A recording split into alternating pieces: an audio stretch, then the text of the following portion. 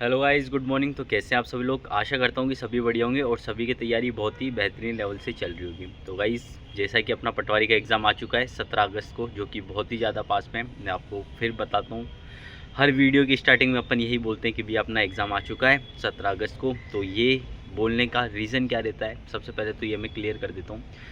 क्योंकि देखो, जैसे जैसे एग्ज़ाम पास में आता जा रहा है वैसे वैसे सभी के मन में एक तो क्या है कि डर, एक बहुत ज़्यादा स्ट्रेस बढ़ते जा रहा है। क्योंकि जिस हिसाब से अपने दिन निकलते जा रहे हैं, जैसे जैसे 17 अगस्त पास में आती जा रही है, अपन को ये लग रहा है यार मेरे को चीज़ें याद ही नहीं है, मैं जो भी याद कर रहा हूँ वो मैं भूल जाता हूँ। ठीक है, मतलब अपन को ऐसा लगता है यार अभी भी मेरे को रिवीजन करना है, मेरे मॉक में नंबर नहीं आ रहे, मेरे अभी भी यहाँ तक लास्ट टाइम तक मैं पहुँच चुका हूँ, तब भी मेरे मॉक में नंबर नहीं आ रहे। तो क्या करूँ यार, अब मैं किस तरीके से रिवाइज़ करूँ, कैसे चीज़ों को याद रख सकूँ लंबे समय तक। ठीक है, तो आज की वीडियो के अंदर अपन यही बात करेंगे कि भाई अपन को जो भी चीज़ अपन पढ़ते हैं वो अपन को याद क्यों नहीं रहती, और बेसिकली ये जो चीज़ें फेस करने के लिए मिलती है अपन को एग्ज़ाम टाइम में ही क्यों फेस करने के लिए मिलती है।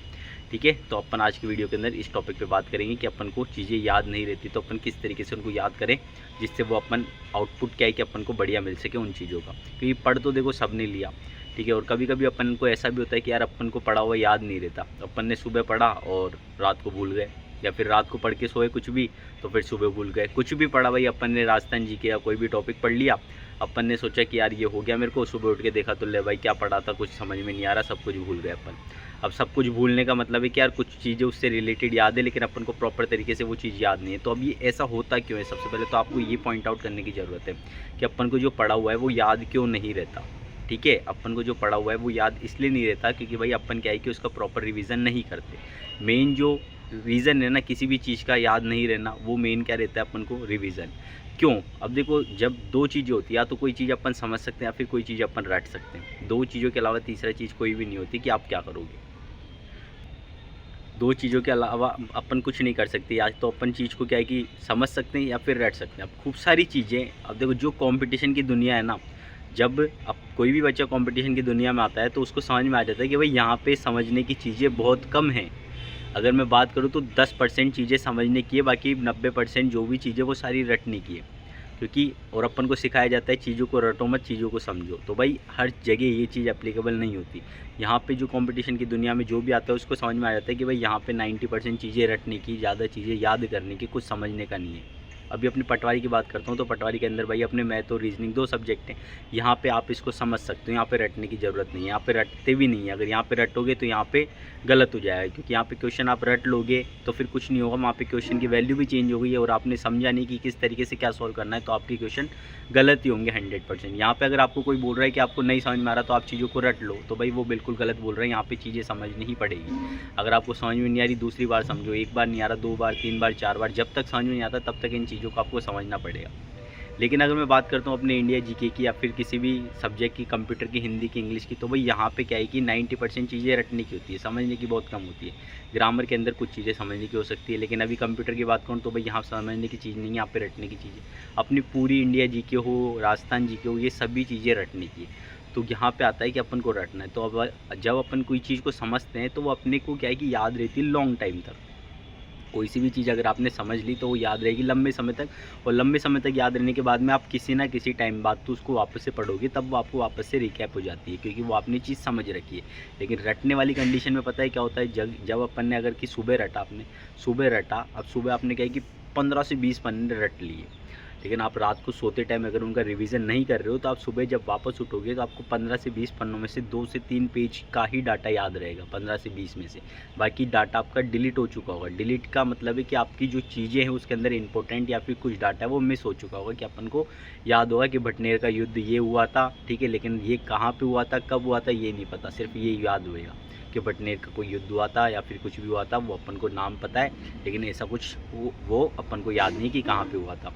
ठीक है, कि किसका जन्म कहाँ पे हुआ था, लोक देवता कौन से लोक देवता थे, ठीक है, कि 5 ईंटों की पूजा करते हैं वो कौन से लोक देवता थे। ऐसे मतलब खूब सारी चीज़ें जो अपन को याद तो रहेगी, लेकिन जो मेन रियल डाटा है वो अपन को याद ही नहीं रहेगा। इसलिए अपन को क्या करना चाहिए ऐसी कंडीशन में, तो भाई ऐसी कंडीशन में सभी के साथ आती है। पहले तो ये भी मैं क्लियर कर दूँ, जो नया बच्चा है या फिर कोई पुराना बच्चा है जो भी इस वीडियो को देख रहा है ना भाई, ये चीज़ जीके की वाली बात है ना, ये मतलब रटने वाली चीज़ है, ये सभी के लिए होती है, मतलब सभी चीज़ों को भूल जाते हैं। तो अपन देखते हैं यार किसी किसी को तो भाई एकदम बिल्कुल बढ़िया फ्लो के अंदर सारी चीज़ याद, तो भाई वो रीज़न है कि उसने रिवीजन कर रखा है। जितनी ज़्यादा बार अपन रिवीजन करते हैं उतनी ज़्यादा अपन को चीज़ें याद रहती है, ठीक है। और जितनी ज़्यादा अपन क्वेश्चन प्रैक्टिस करते हैं उतनी ज़्यादा चीज़ें अपन को याद रहती है, क्योंकि क्वेश्चन से जब अपन प्रैक्टिस करते हैं तो अपन को समझ में आ जाती है और चीज़ें लंबे समय तक अपन को याद रहती है। जैसे कि जो चीज़ अपन ने समझी है वो लॉन्ग टाइम तक याद रहती है, वैसे अगर अपन इस चीज़ को जो पढ़ा है अगर उसका रिवीजन कर लेते हैं ना साथ के साथ ही, अगर 1 महीने तक भी आप उस चीज़ को साथ में लेके चल रहे हो, रिवाइज़ करते जा रहे हो, तो आपको वो चीज़ याद रहेगी।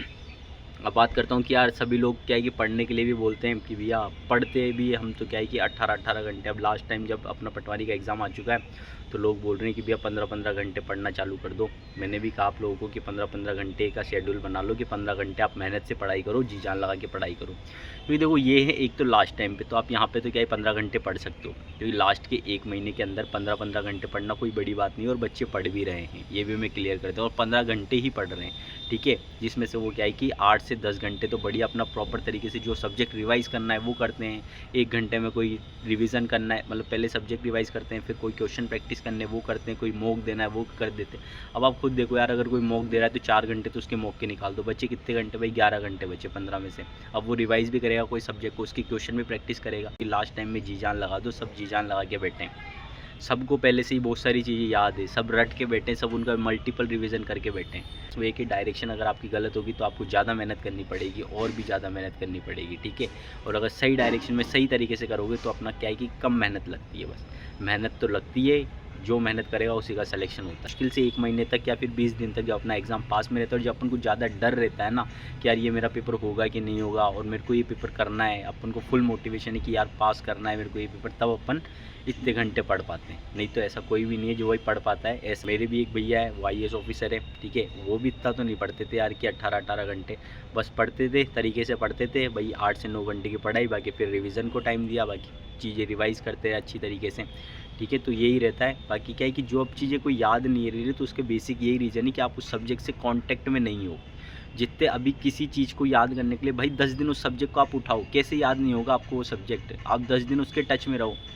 आप आज कुछ पढ़ो, छोटे छोटे टारगेट्स बना के पढ़ो। एक तो सब्जेक्ट को पूरा एक साथ कवर करने की कोशिश मत करो। कभी रिवीजन के लिए भी बैठो तो पूरा सब्जेक्ट एक साथ कवर करने की नीड नहीं है, अपन को एक साथ नहीं करना भाई। इतना ज़्यादा स्ट्रेस लोगे तो चीज़ें भूल जाओगे। रिवाइज़ करने का मतलब है कि अपन को वापस से जिस हिसाब से अपन ने फर्स्ट टाइम पढ़ा था, जिस हिसाब से चीज़ें क्लियर थी, दिमाग के अंदर जो मैप बन रखा था, वही अपन को रिवीजन के बाद में भी वही मैप बनाना है। वापस से अपन को उस मैप को रिवाइज़ करना है, ठीक है। अब ये होता कैसे कि भाई आपको छोटे छोटे ब्रेक्स लेने, छोटे छोटे पार्ट्स में अपने दिन को डिवाइड करना है, उसका रिवाइज़ करना है और लास्ट में उसके क्वेश्चन प्रैक्टिस भी करना है। रिवीजन के मतलब यही होता है कि मतलब आप उन चीज़ों को पढ़ के उसके क्वेश्चंस भी दोबारा लगाओ। ये नहीं कि आपने सब्जेक्ट उठाया, उसको पढ़ा और फिर रख दिया, बस ये रिवीजन हो गया। ये रिवीजन नहीं है भाई। रिवीजन प्रॉपर होता है कि उसको पढ़ा, ठीक है, शॉर्ट नोट से पढ़ो, ठीक है, और फिर उसकी क्वेश्चन प्रैक्टिस करो, तब वो रिवीजन माना जाता है। और देखो सबसे बढ़िया बात बताता हूँ मैं, किसी भी सब्जेक्ट को कंप्लीट करने का क्या रीज़न, किस तरीके से होना चाहिए। सबसे पहले तो आप उसकी थ्योरी पढ़ो, थ्योरी पढ़ने के बाद में उसके शॉर्ट नोट्स बनाओ। शॉर्ट नोट्स या तो अभी बना लो थ्योरी के बाद में, अगर आपने कभी उस सब्जेक्ट को पढ़ रखा है, उसके बारे में नॉलेज है तो, नहीं तो अभी बनाने की ज़रूरत नहीं। फिर क्या है कि जब आपने थ्योरी पढ़ लिया, आपने उस सब्जेक्ट को कंप्लीट कर लिया, तो अब आप उसके PYQs पे जाओ। PYQs पे जाने के बाद में आपको पता लगेगा कि वे कौन से सब्जेक्ट में, मतलब ये सब्जेक्ट मैंने पढ़ा है, इसमें से कौन से टॉपिक्स मोस्ट ज़्यादा, मतलब बहुत ज़्यादा इंपॉर्टेंट है, जिनसे हर बार क्वेश्चन रिपीट होता है, और हर कौन से टाइप की क्वेश्चन है जो रिपीट हो रहे हैं, कौन से सब टॉपिक उस सब्जेक्ट के जो सबसे ज़्यादा रिपीट होते हैं, ठीक है। ये जानना बहुत ज़्यादा ज़रूरी है। तब ये कब पता लगेगा, जब आप PYQ करोगे तभी पता लगेगा। कोई भी नहीं है ऐसा भाई आप उस टीचर के पास जाओगे, उसने आपको सब्जेक्ट पढ़ा दिया और वो आपको फिर बता देगा कि भाई ये टॉपिक है, ये सब्जेक्ट है, मतलब ये सब टॉपिक से आप इनको पढ़ लो। ऐसा कोई टीचर नहीं होगा। ये जो डाटा है ये आपको खुद को ही गेन करना पड़ेगा, खुद को ही बताना पड़ेगा, मतलब खुद को ही ढूंढना पड़ेगा कि यार कौन सा डाटा इंपॉर्टेंट है, जो कि मैंने अभी सब्जेक्ट कंप्लीट करा है इसके अंदर।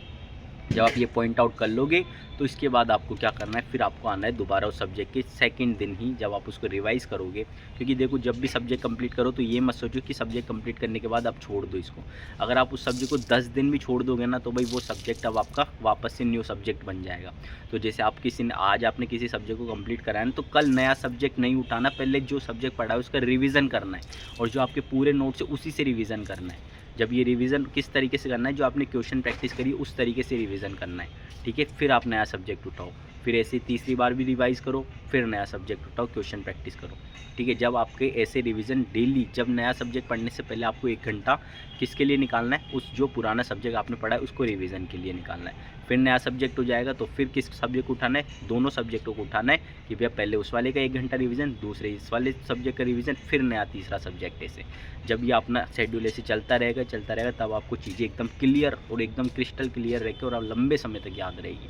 अब आप सोच रहे होंगे कि भैया यार ऐसे तो कोर्स ही नहीं होगा मेरा कि मैं पहले रिवीजन, तो भाई पढ़ना नहीं है अपन को, पढ़ो कम चाहिए से लेकिन रिवीजन बहुत ज़्यादा करो। अगर आपने एक किताब पढ़ी है, ठीक है, एक किताब पढ़ी है और उसका अगर 10 बार रिवीजन कर लिया तो वो एक किताब आपको बहुत बढ़िया नंबर दी जाएगी। अगर आपने 10 किताब पढ़ी और एक बार ही पढ़ी है तो आपके नंबर नहीं आएंगे, ये क्लियर बात है।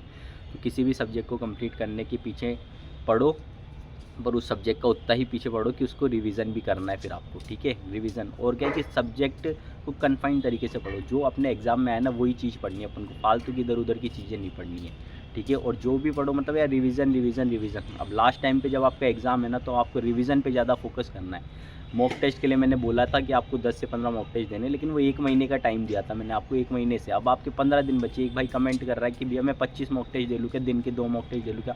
भाई आप RS का पेपर नहीं देने जा रहे या फिर कोई ऐसा एग्ज़ाम नहीं देने जा रहे जिनका पेपर मतलब कि एक साथ 6 घंटे का पेपर हो, कि पहले आपको 3 घंटे बैठना है, एक पेपर होगा, फिर 1 घंटे का ब्रेक मिलने के बाद आपको दूसरा पेपर देना है। ये आपको तब ये हैबिट डालनी 6 घंटे की बैठने की, जब आपके ऐसे कोई 2 पेपर हो एक साथ में। अभी अपना एक ही पेपर है 3 घंटे का, तो आपको 3 घंटे बढ़िया दिमाग को शांत रखने की ही हैबिट बनानी है, ना कि 6 घंटे शांत रहने की।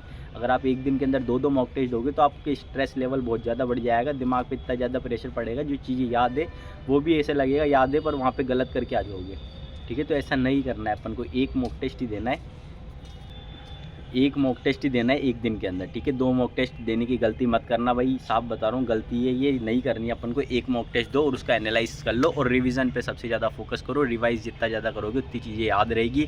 क्वेश्चन तो आपने दिशा पढ़ी ली होगी, दिशा को पढ़ो, ठीक है, रिवीजन करो, दिशा लगाओ, उल्टी सीधी कैसी भी एक दिशा को रट लो, मतलब एक एक क्वेश्चन आपके दिमाग के अंदर क्लियर होना चाहिए। मॉक टेस्ट ऐसे एक दिन छोड़ दो, एक दिन छोड़ के एक दिन दो, ठीक है। आपको अब देखो 15 दिन, जब आप 1 अगस्त से चालू कर रहे हो तो आपको सिर्फ 8 से 10 मॉक टेस्ट इनफ है।